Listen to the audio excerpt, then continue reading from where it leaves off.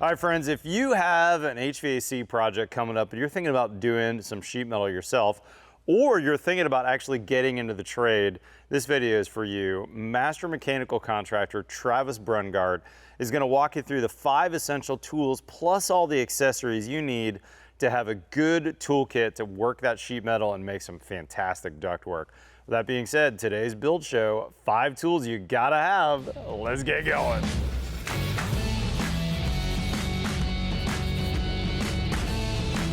Hi, I'm Travis Brungard, and this week I want to talk to you about the essential tools to keep on your truck or in your kit so that you can manipulate ductwork. I'm a big fan of keeping things organized. I like to have everything compact and at hand. So I keep my entire kit in a small Milwaukee parts organizer. And I do have a couple of things that won't fit. I have an 18-inch and 24-inch folding tool, but for the most part, everything that I need is in this box.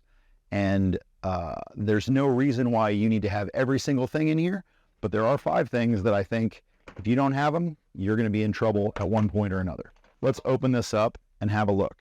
So what I want to start by showing you is that everything just sort of lays in on itself for pretty easy organization and pretty quick at hand.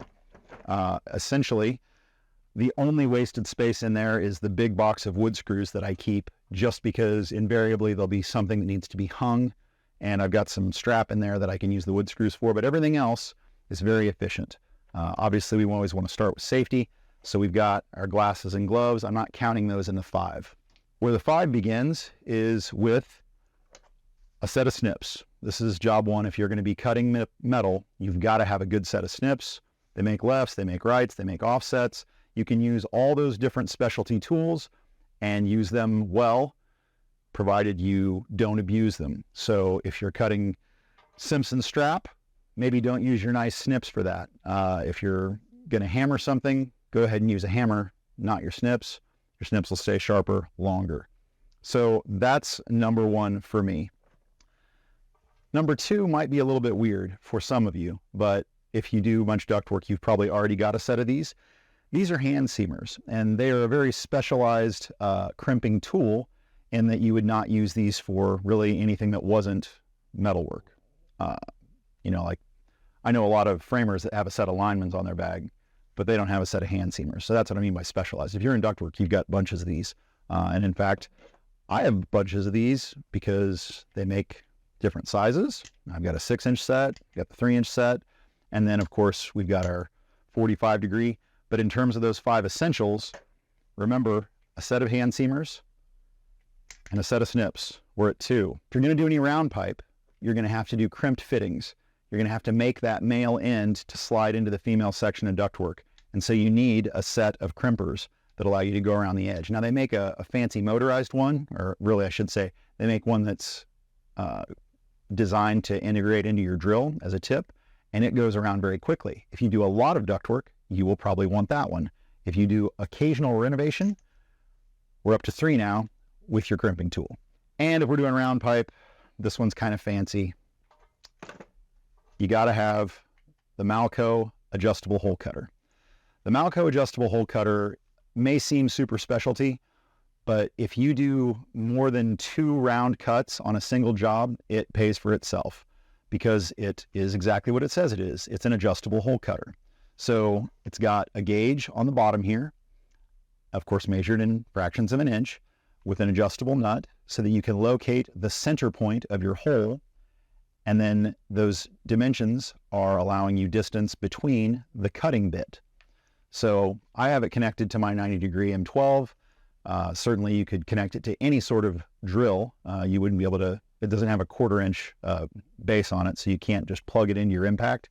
You do need to use it with a chucked drill, but it allows you to drill a hole in the side of the ductwork at the center point of your circle, set your diameter of your circle, which I guess you'd actually be setting your radius, half the circle, to create the full diameter. But after you drill that initial hole in the center, you stab the set point into that location, and then you begin your work going around to make your circle.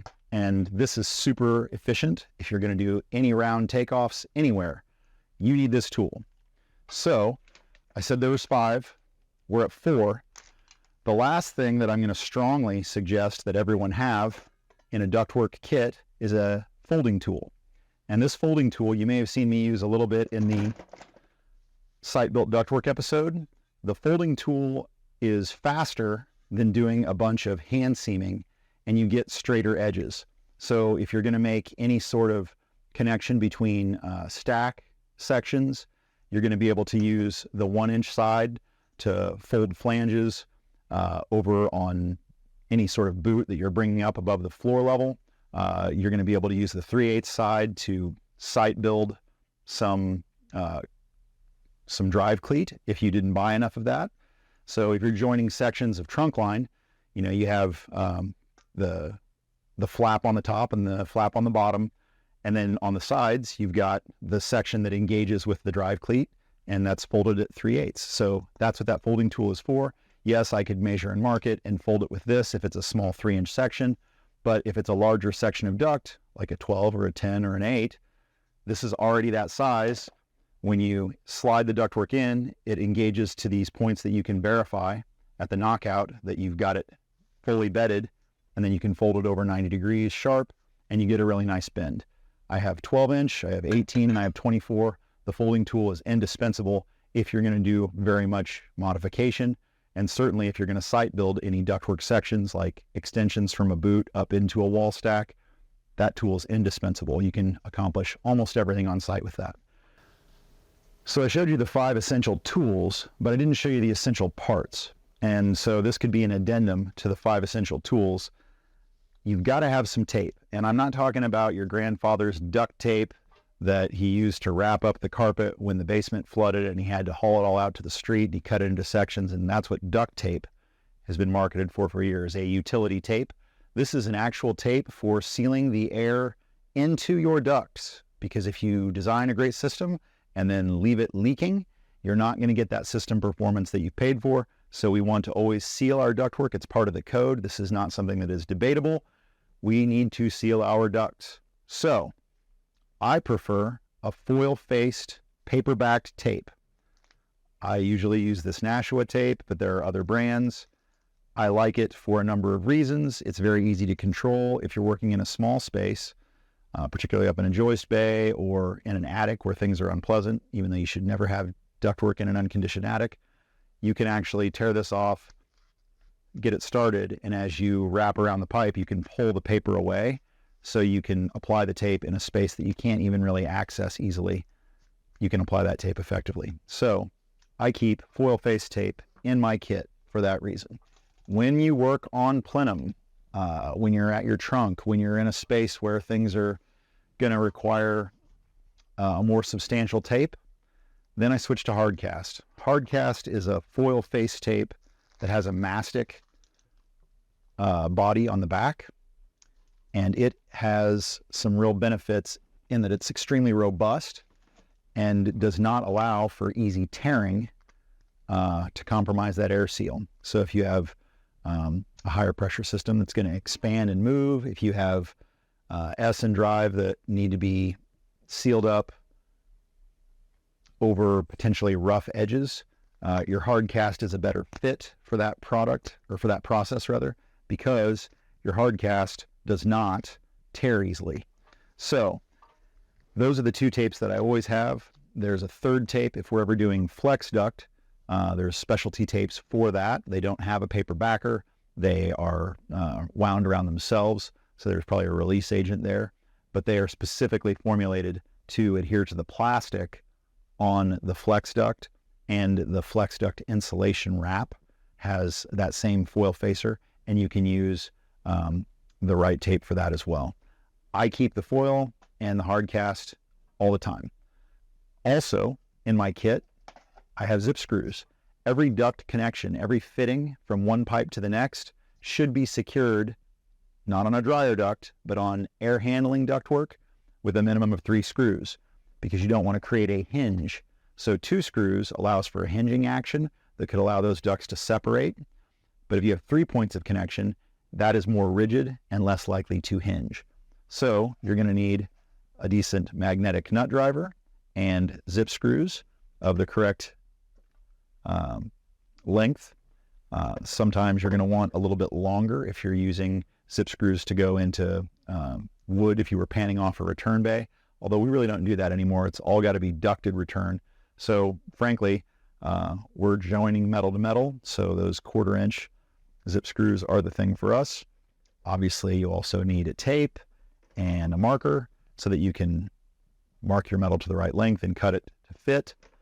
But other than some hanger strap and some other specific to the job tools, that's my kit. I would highly recommend that if you are preparing a kit for yourself, that you find a box that fits all your stuff nicely, rattle free. Those Milwaukee kits that have the gasketed edge are great because your zip screws don't dump out when you stand your case up. Tapes, screws, tools in a good kit with safety glasses and gloves. And you got to have gloves if you're going to do metal work. So those are the things I'd recommend for you. I hope this helps, and I want to remind you to always share what you know. That's how we do the most good, because we're colleagues, not competitors. All right, guys, Travis is an absolute gem. He's really the only contractor I've ever known that actually has both a mechanical master's license and a master electrical license. So this is a really knowledgeable guy. Plus, Travis has been making videos now for about 4 years on thebuildshow.com on all kinds of topics. He's a fantastic contractor and tradesman, a little bit of both. He's an amazing guy. You should be following him on social. His handle is Catalyst Built. You also should be going and checking out his previous videos. But the way that you know you have a brand new Travis video to watch is by signing up for our newsletter. In the description below, I'll have a link so you can go out to our newsletter. And my team is going to send you 2 emails a week that says, here's everything that's new on the site. You know, we've got about 20 new videos a week being published on the site. Only some of that is going over here to YouTube, so signing up for that newsletter is definitely the way to know what we've got upcoming. With that being said, guys, hit that subscribe button below. We've got new content here every Tuesday and every Friday. Follow us on Facebook or Instagram. Otherwise, we'll see you next time on The Build Show.